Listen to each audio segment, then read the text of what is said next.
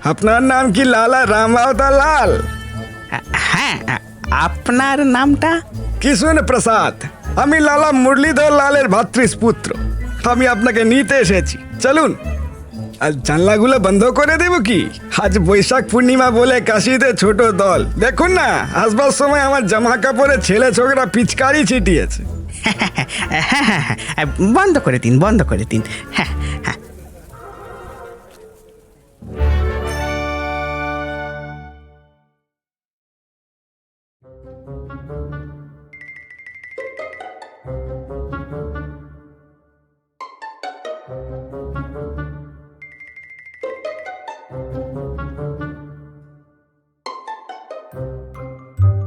গল্পের দেশে আপনাদের নিয়ে যেতে আমরা আবার তৈরি। বিচিত্র এই দেশ রোমাঞ্চ এবং রহস্যে ভরা। সাহিত্যের এক বিপুল সম্ভার নিয়ে আমাদের বিশেষ প্রয়াস দ্য ওয়ান্ডার ইন বুকশেলফ। থাকবে বাংলা ও বিশ্ব সাহিত্যের ঝুলি থেকে বাছাই করা কিছু গল্প। আর আমাদের আজকের গল্প প্রভাত কুমার মুখোপাধ্যায়ের লেখা বিবাহের বিজ্ঞাপন। আজকের গল্পের মূল চরিত্রে শুভ ও সমৃদ্ধি। গল্পের আর্ট ওয়ার্কের রূপ, সমগ্র পরিচালনায় আমি সমৃদ্ধি ও শুভ।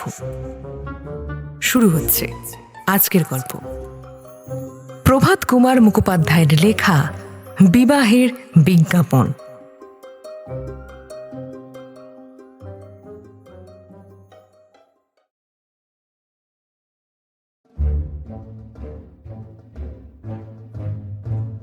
শহর গাজীপুর, মহল্লা গোড়াবাজারে রাম আওতার নামে একজন যুবক বাস করে। বয়স ওই 22-এর কাছাকাছি। লোকটার কিঞ্চিত ইংরাজি লেখাপড়া জানা আছে। পরপর কয়েকবার এন্ট্রান্স পরীক্ষায় ফেল করে লেখাপড়া ছেড়ে এখন সে ঘরে বসে আছে। বৈশাখ মাস, সমস্ত দিন প্রচণ্ড গরমের পর এখন সন্ধেবেলা একটু শীতল বাতাস বইতে শুরু করেছে। হাতের দাঁতের বোলাযুক্ত একজোড়া খড়ম পায়ে দিয়ে খালি গায়ে রাম আওতার তাদের সদর বাড়ির বারান্দায় এসে দাঁড়ালো। ভৃত্য একখানা চেয়ার এনে দিলে। রাম আওতার তাতে বসে বলল, এ চতুরি, এ ভাং তৈরি হয়েছে, একবার নিয়ে আয় তবে চলতি। চা চা চা। হ্যাঁ। খানিকক্ষণ পরে চতুরি ওরফে চতুর্ভুজ একটি রূপোর গেলাসে করে গোলাপ দেওয়া সিদ্ধি এনে দিল। রাম আওতার অবস্থাপন্ন লোক। বাড়িটি ঠিক সদর রাস্তার উপর। জায়গাটি বাজার থেকে কিছুটা দূরে, সুতরাং কিছু নিরিবিলিও। পথচারী লোক বেশি নেই, কেবল মাঝে মাঝে দুই একখানা এক্কা গাড়ি ঝমঝম শব্দ তুলে যাচ্ছে। রাস্তার মোড়ে একটি শিরীষ গাছ, তাতে অজস্র ফুল ফুটে আছে।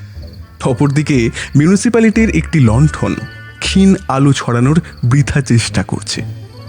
রাম আওতার আরাম করে সিদ্ধি পান করছে।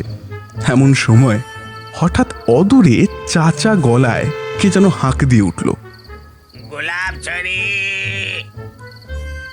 গোলাপ ছড়ি। গোলাপ ছড়িওয়ালা তীব্র কেরোসিনের আলো সহ পসরা কাঁধে নিয়ে বাড়ির সামনে এসে আবার হাঁকল, क्या मजेदार गुलाब छड़ी, जो खावे मजा पावे, जो चखे याद रखे। गुलाब छड़ी, गुलाब छड़ी। বাড়ির ভিতর থেকে তখনই একজন বছর 15 ছেলে বেরিয়ে এলো। রাম আওতারের কাছে এসে বায়নার স্বরে বলল, ভাইয়া ভাইয়া, আমি গোলাপ ছড়ি খাবো, গোলাপ ছড়ি। এ কথা শোনা মাত্র ফেরিওয়ালা রাস্তায় দাঁড়িয়ে বারান্দার উপর তার পসরা নামালো। তারপর রাম আওতারের ভাই মোহনলালের দিকে চেয়ে বলল, गुलाब छड़ी, नान खटाई, मोहन हालुआ, কি লিবে বলো। মোহনলাল গোলাপ ছড়ি নিতেই বেশি আগ্রহী ছিল, তাই সে বেশ কতগুলো কিনল। ফেরিওয়ালা একখানা হিন্দি খবরের কাগজের অংশ ছিঁড়ে গোলাপ ছড়িগুলো জড়িয়ে ছোট্ট খদ্দেরের হাতে দিল। তারপর পসরা গুটিয়ে আগের মতন, गुलाब छड़ी, गुलाब छड़ी ले लो। হাঁকতে হাঁকতে চলে গেল। মোহনলাল তখন পরম আনন্দে বারান্দাময় নাচ করতে করতে গোলাপ ছড়ি খেতে ব্যস্ত হয়ে পড়ল। কিছুক্ষণ পরে দাদার কাছে এসে ছেঁড়া কাগজটা দেখিয়ে বলল, দেখো ভাইয়া, একটা হাতির তসবির। এ দেখো দেখো দেখো। হ্যাঁ হ্যাঁ। রাম আওতার কাগজখানা হাতে নিয়ে দেখে একটা হস্তি মার্কা ওষুধের বিজ্ঞাপন। কিন্তু তার পাশে যা দেখলো তাতে রাম আওতারের কৌতূহল এক লাফে বেড়ে গেল। সেখানে রয়েছে বিবাহের বিজ্ঞাপন। বাম হাতে সিদ্ধির গেলাস ধরে ডান হাতে ছেঁড়া কাগজখানা নিয়ে রাম আওতার বৈঠকখানার ঘরে প্রবেশ করল। আলোর কাছে গিয়ে দাঁড়িয়ে পড়ল।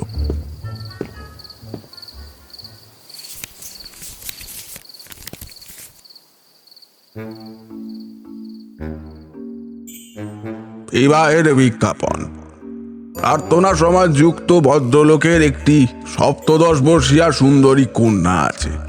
বিবাহের জন্য একটি সচ্চরিত্র সুশিক্ষিত কায়স্থ জাতির পাত্র আবশ্যক। বিবাহান্তে যুবকটিকে শিক্ষা লাভের জন্য আমরা বিলাতে পাঠাইতে ইচ্ছা প্রকাশ করি।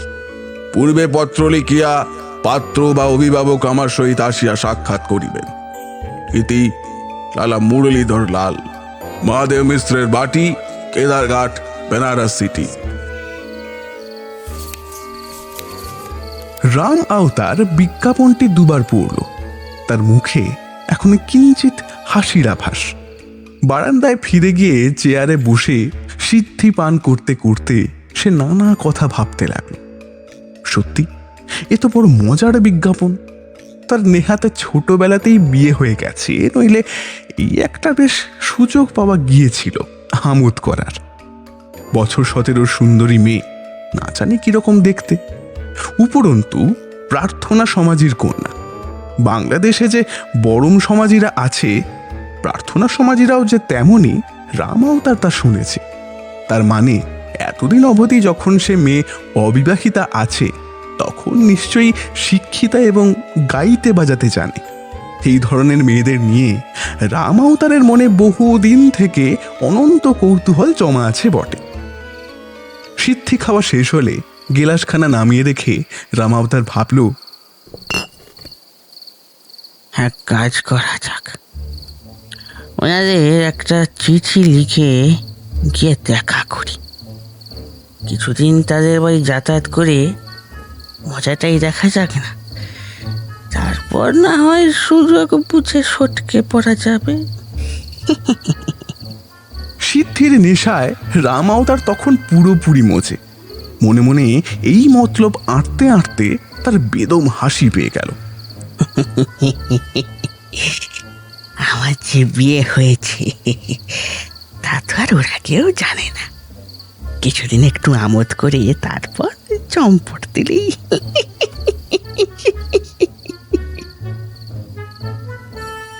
রাম আওতার ভাবল আর দেরি করা ঠিক হবে না, চিঠিটা এখনই লিখতে হবে। সে ধীরে ধীরে উঠে গিয়ে বৈঠকখানায় প্রবেশ করলো। তক্তপোষে বসে বাক্স সামনে নিয়ে চিঠি লিখতে আরম্ভ করলো। শ্রী শ্রী গণেশায় নম। এই যা, না না, এইসব তো লেখা যাবে না। মানে ওরা তো প্রার্থনা সমাজের লোক, হিন্দু দেবদেবীর নাম শুনলে যদি আবার চটে যায় তখন আবার কি না ভেবে বসে আমি পুতুল পুজো করিয়ে। না না না না না না, এটা বাদ, অন্য কিছু একটা। হ্যাঁ, রাম আওতার এই কাগজটা ছিঁড়ে ফেলে আরেকটা কাগজ টেনে নিল। তারপর শুরু করলো আবার লিখতে। শ্রী শ্রী ঈশ্বর জয়তী। এন্ট্রান্স ফেল শুনলে পাছে তারা ছেলেকে অশিক্ষিত ভাবে, তাই রাম আওতার লিখলেও সে বিয়ে পরীক্ষায় ফেল করেছে। নিজের সচরিত্রতার কথা লিখবার সময় তার মুখে সে কি চওড়া হাসি। কলম রেখে কিছুক্ষণ মৌজ হয়ে সে হাসল।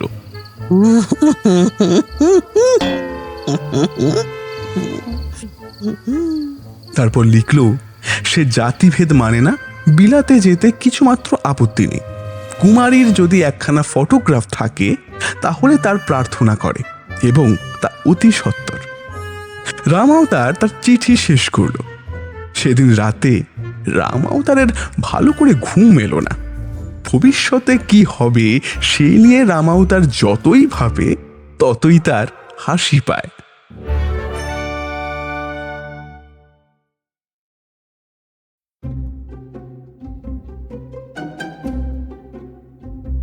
কাশীর কেদারঘাটের কাছে কোন এক ক্ষুদ্র গলির মধ্যে একটি ত্রিতল অট্টালিকা। বেলা দুপুরের সময় তার একটি ঘরে মেঝেতে শতরঞ্জি বিছিয়ে দুজন লোক বসে দাবা খেলছিল। একজনের শরীর দৃঢ় এবং বলিষ্ঠ, কিছু স্থূল গৌরবর্ণ পুরুষ। অন্যজনের দেহ ক্ষীণ হলেও শারীরিক বল যে অপার তা তার অঙ্গ প্রত্যঙ্গের দৃঢ় মাংসপেশিগুলো দেখেই বোঝা যাচ্ছিল। এই দুইজন কাশীর প্রসিদ্ধ গুন্ডা। প্রথমজন মহাদেও মিশ্র, সেই এই বাড়ির মালিক, আর দ্বিতীয়জন কানাইয়ালাল, সেই মহাদেও মিশ্রের একজন প্রিয় সাকরেদ। ভৃত্য এসে তামাক দিল, সাথে একখানা চিঠি এগিয়ে দিল মনিবের দিকে। কানাইয়ালাল চিঠি নিয়ে ঠিকানা পড়ল। লালা মুরলীধর লাল, মহাদেব মিশ্রের বাটি, কেদারঘাট, বেনারস সিটি। হ্যাঁ, কানাইয়ালালের ভ্রুযুগল কুঁচকে গেল। মহাদেব মিশ্রকে বলল, লালা মুরলীধর, কিন্তু তোমার ভাড়াটিয়া ওই লালা মুরলীধর তো 2-3 বছর হলো এ বাড়ি ছেড়ে চলে গেছে। মহাদেব ধূমপান করতে করতে বলল, লালা মুরলীধর তো হাল ফেলাল বদলি হয়েছি। চিঠি খোলো, দেখো কি সমাচার। তাহলে চিঠি মুরলীধরের ঠিকানায় পাঠাবেন না? আরে কি সমাচার সেটা তো আগে দেখতে হবে। খোলো, পড়ো। কানাইয়ালাল গুরুজির আদেশ মতো চিঠি পড়তে শুরু করল।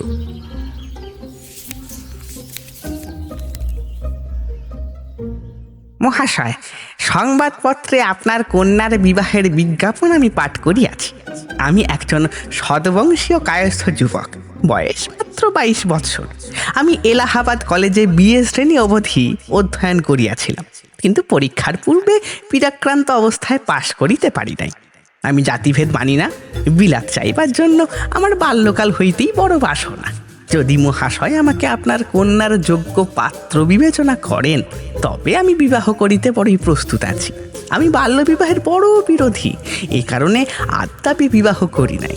আমি সচ্চরিত্র ও সত্যবাদী। আজ্ঞা পাইলে আমি মহাশয়ের সহিত গিয়া সাক্ষাৎ করি। আরেকটা কথা, যদি কুমারীর একখানি ফটোগ্রাফ থাকে তো পাঠাইয়া আমাকে বাধিত করিবেন। ইতি লালা রাম আওতার লাল, মহল্লা গোরাবাজার, শহর গাজীপুর।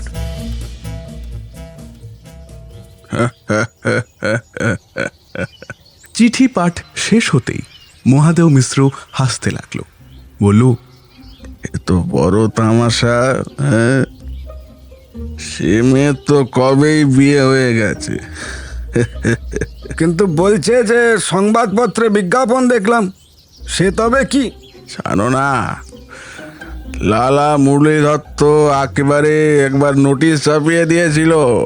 ওরা যে বরম সমাজী লোক, ওদের সঙ্গে তো ভালো কাজ ক্রিয়াকর্ম করবে না, তাই নোটিশ ছাপিয়ে দিয়েছিল, বুঝলে?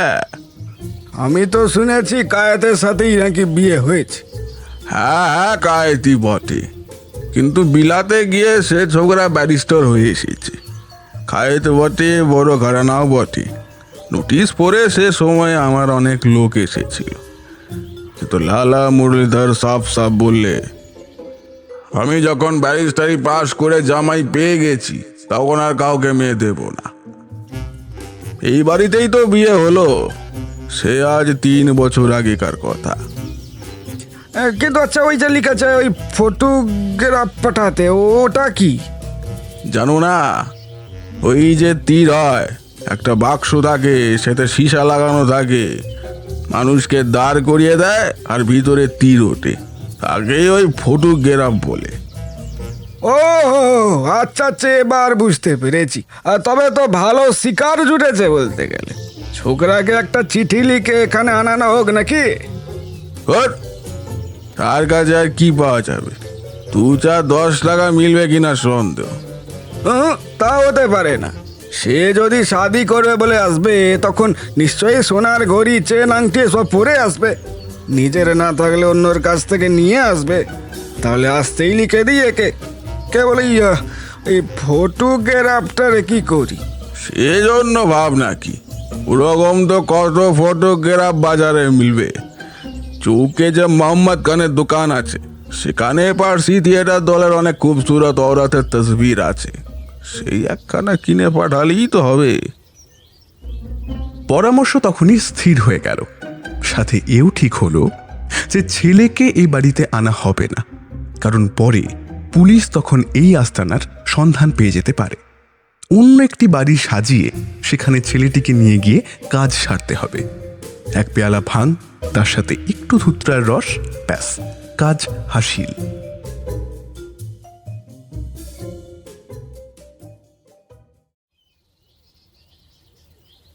দুপুরবেলা গোড়াবাজারের সেই বৈঠকখানাটিতে আধশোয়া অবস্থায় রাম আওতার ধূমপান করছে এবং মাঝে মাঝে রাজপথের দিকে সতৃষ্ণ দৃষ্টিতে তাকাচ্ছে। কি আশ্চর্য, এখনো ডাকওয়ালার টিকিটি অবধিও দেখা পাওয়া যাচ্ছে না। কি ব্যাপার? আজ 2 দিন থেকে রাম আওতার এভাবেই চাতকের মতন অপেক্ষায়, কিন্তু তার চিঠির এখনো কোনো উত্তর আসেনি। রাম আওতার ভাবছিলই, তাহলে কি কাজের কাজ হলো না? তো আর ঠিক তখনই ডাকওয়ালা এসে হাজির হলো। একখানা চিঠি আরেকটি প্যাকেট দিয়ে সে চলে গেল।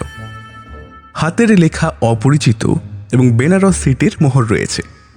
রাম আওতার অতি উৎসাহে তক্তপোষের উপর উঠে বসে প্রথমেই প্যাকেটটা খুলে ফেলল।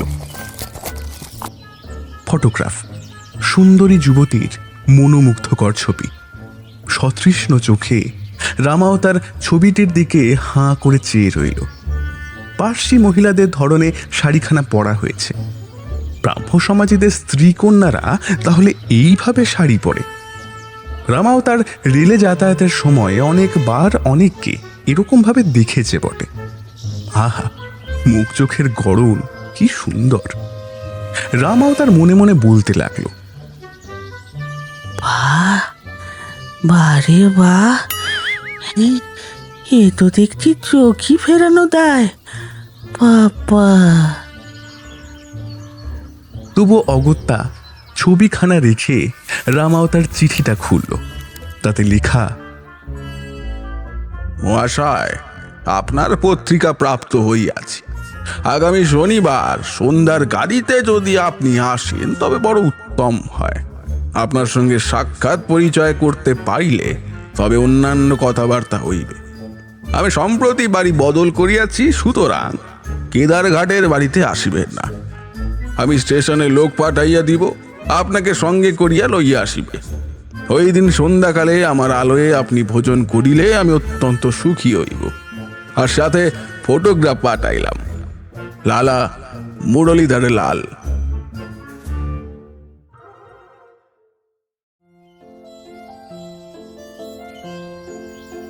চিঠি রেখে আবার ফটোগ্রাফখানা হাতে নিল রাম আওতার।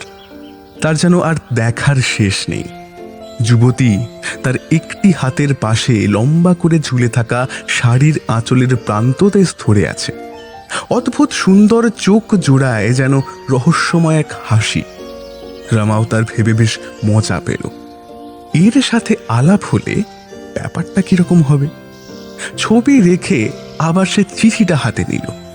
তারপর মনে মনে ভাবতে লাগলো, লিখেছে শনিবার সন্ধ্যের গাড়িতে যেতে।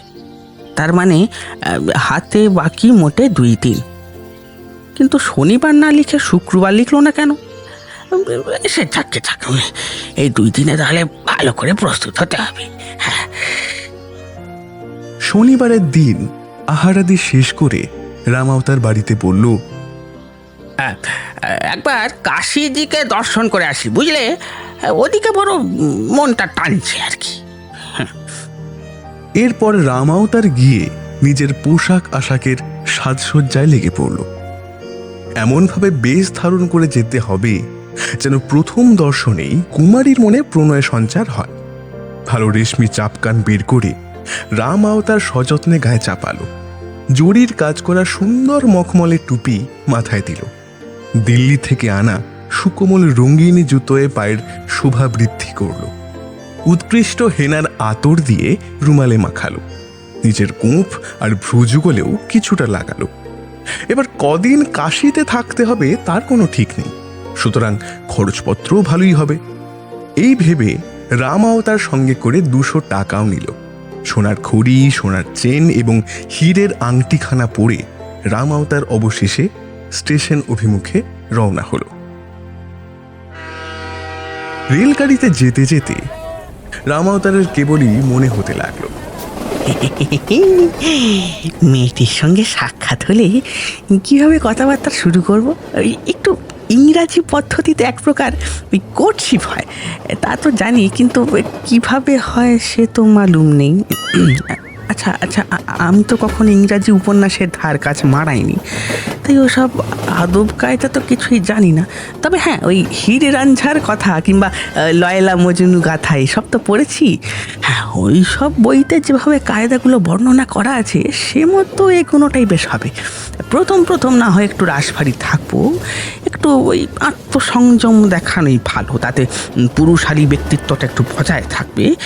এইসব মহিলা বা সভ্য আর শিক্ষিত কিনা পুরুষদের এইসব দোষ গুণ নিশ্চয়ই খুঁটিয়ে খুঁটিয়ে পরীক্ষা করবে। আচ্ছা, আরেকটা কথা, তুই তো বলা চলবে না, আপ দিয়েই শুরুটা করতে হবে। হ্যাঁ, তুই তুই করলে আবার যদি বিরক্ত হয়, দরকার নেই বাবা, কোনো মতে যাতে বিরক্ত না হয়। 4 দিন 2-4 দিন কাটুক, তারপর না হয় নির্জানে পিয়ারি বলে ডাকবো। আশা করি তখন আর কোনো অন্যায় হবে না।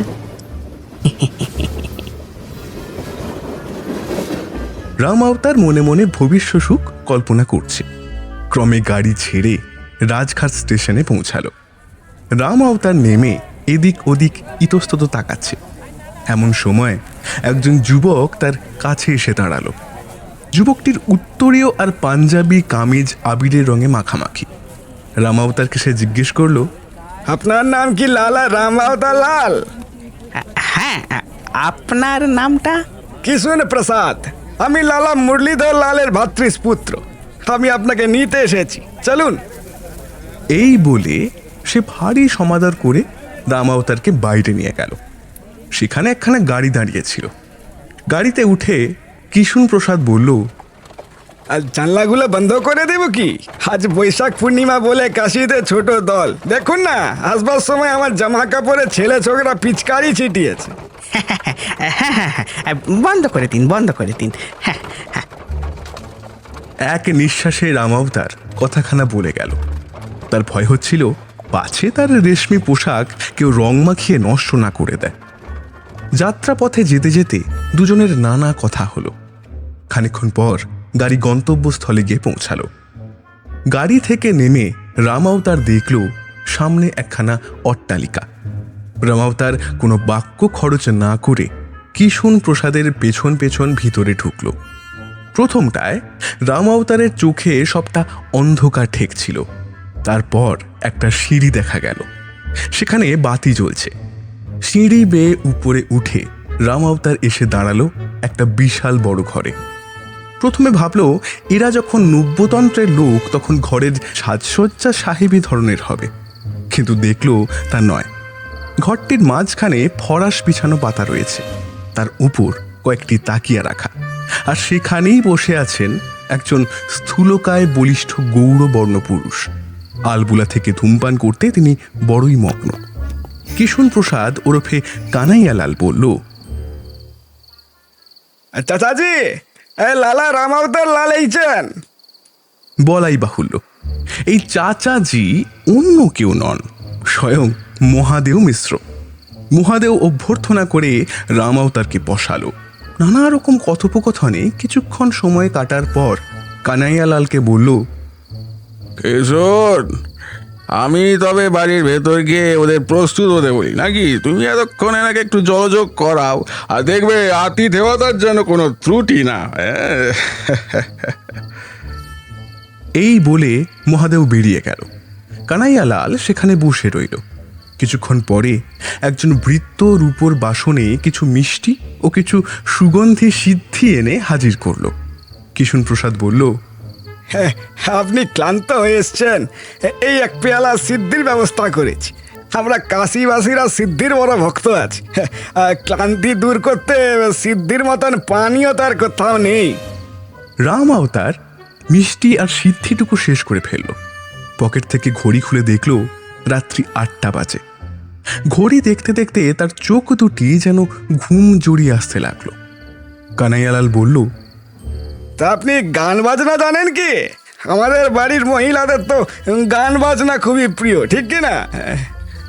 গান? হ্যাঁ, গান জানি বই কি, শুনবে একটা?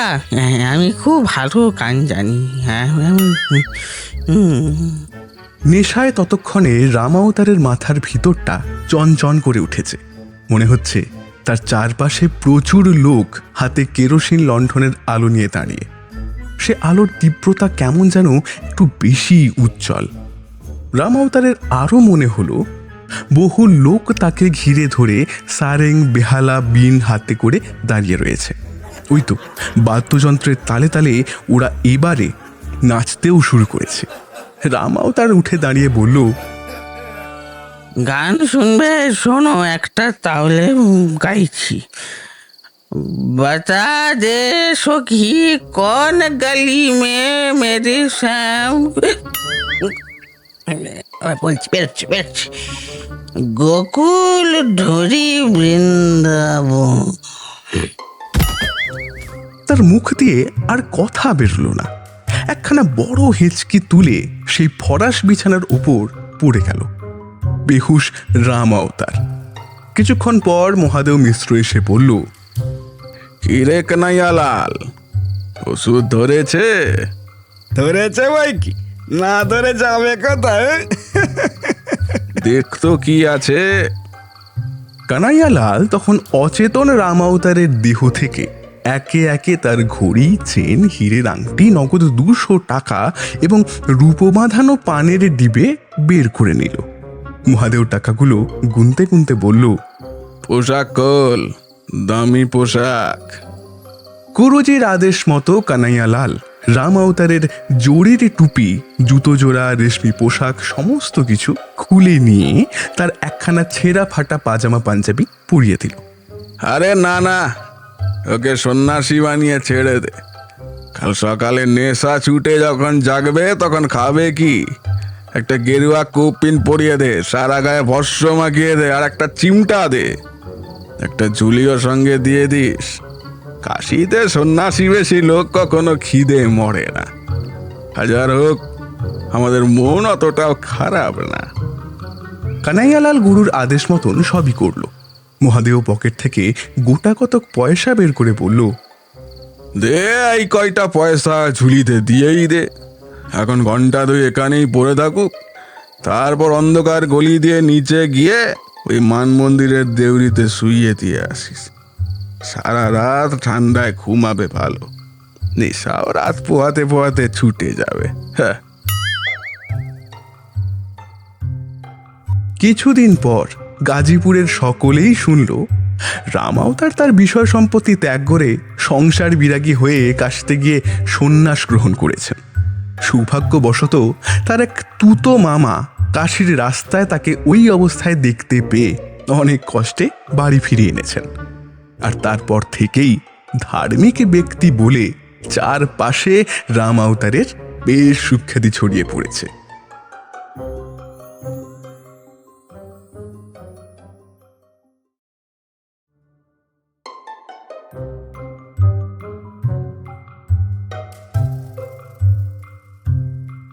শুনলেন আজকের গল্প প্রভাত কুমার মুখোপাধ্যায়ের বিবাহের বিজ্ঞাপন। আজকের গল্পের সমগ্র চরিত্রে শুভ ও সমৃদ্ধি। গল্পের আর্টওয়ার্কের রূপ, স্ক্রিপ্টিংয়ে নার্গিস লায়লা, সমগ্র পরিচালনায় সমৃদ্ধি ও শুভ। আজকের গল্পটি শুনে ভালো লেগে থাকলে অবশ্যই লাইক ও শেয়ার করুন এবং আমাদের চ্যানেলকে সাবস্ক্রাইব করুন। আপনাদের বিভিন্ন মতামত আপনারা কমেন্ট করেও আমাদের জানান। ফিরে আসবো পরের সপ্তাহে আরও এক রোমাঞ্চকর গল্প নিয়ে। শুনতে থাকুন the wonder in book shelf.